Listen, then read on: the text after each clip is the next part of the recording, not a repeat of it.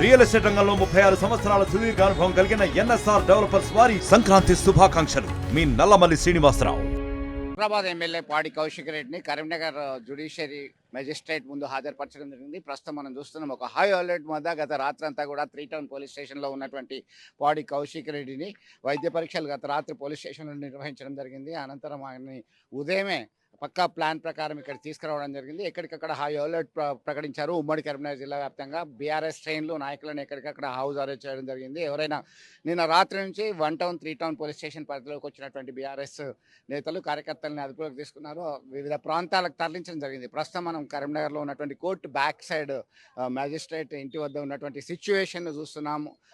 ఒక్కసారిగా వివిధ రకాలుగా డివైడ్ అయినటువంటి పోలీసు బృందాలు ఎక్కడికక్కడ శాంతి భద్రతలు కాపాడంలో అధిక ప్రాధాన్యత ఇస్తున్నారు. మనం చూస్తున్నాము ఇక్కడికి వచ్చేసరికి ఆయన ప్రభుత్వ వైఖరిని తప్పుపడుతూ వెళ్తున్నటువంటి పరిస్థితి అయితే మనం చూస్తున్నాం. దీనికి సంబంధించి ఇప్పటికే న్యాయవాదులు నిన్నటి నుంచి కూడా ఈ ఎపిసోడ్లో కీలకంగా వ్యవహరిస్తున్నారు.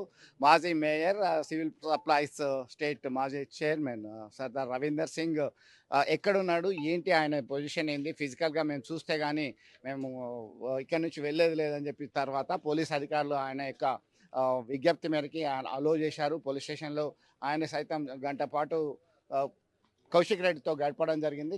దీనిలో భాగంగానే ఆయనకి అరెస్ట్కి సంబంధించినటువంటి వివిధ కారణాలు, సెక్షన్లని ఇన్ఫర్మేషన్ ఇవ్వడం జరిగింది.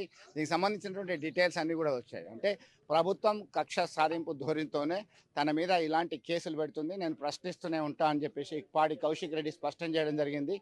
ఒక పార్టీ నుంచి గెలిచిన తర్వాత మరొక పార్టీలో చేయడం ఏంటి అని ప్రశ్నించాను, అంతే తప్ప నేను ఏం చేయలేదు, ఎలాంటి దాడి చేయలేదని చెప్పడం జరిగింది. ఇప్పటికే 1 టౌన్ పోలీస్ స్టేషన్లో 6 కేసులు నమోదయ్యాయి. పలు సెక్షన్ల ప్రకారం క్రిమినల్ కేసులు నమోదయ్యాయి. దీనికి సంబంధించి స్టేట్ వైడ్ ఒక హై అలర్ట్ అయితే నెలకొన్నటువంటి పరిస్థితి ఉంది. ఇప్పటికే కేటీఆర్, హరీష్, అలాగే ఎమ్మెల్యేలు, బీఆర్ఎస్ ఎమ్మెల్యేలు, స్థానిక నేతలు, మాజీ మంత్రులు, మాజీ ఎమ్మెల్యేలు అందరూ దీన్ని ఖండించడం జరుగుతుంది. ప్రస్తుతం మనం చూస్తున్నాం జైలా బెయిలా, జైలుకి వెళ్తాడా, బెయిల్ వచ్చే అవకాశం ఉందా అనేటువంటి కోణంలో సైతం పెద్ద ఎత్తున చర్చ జరుగుతున్నటువంటి పరిస్థితి మనం గమనించవచ్చు. మరికొన్ని గంటల్లోనే మనకి క్లారిటీ వచ్చేటువంటి అవకాశం అయితే ఉంది. Vote Hyderabad studio. మరిన్ని వీడియోస్ కోసం ఛానల్ ని సబ్స్క్రైబ్ చేయండి. లేటెస్ట్ అప్డేట్స్ కోసం వాట్సాప్ ఛానల్ ని ఫాలో అవ్వండి. ఆ లింక్ డిస్క్రిప్షన్ లో ఉంది.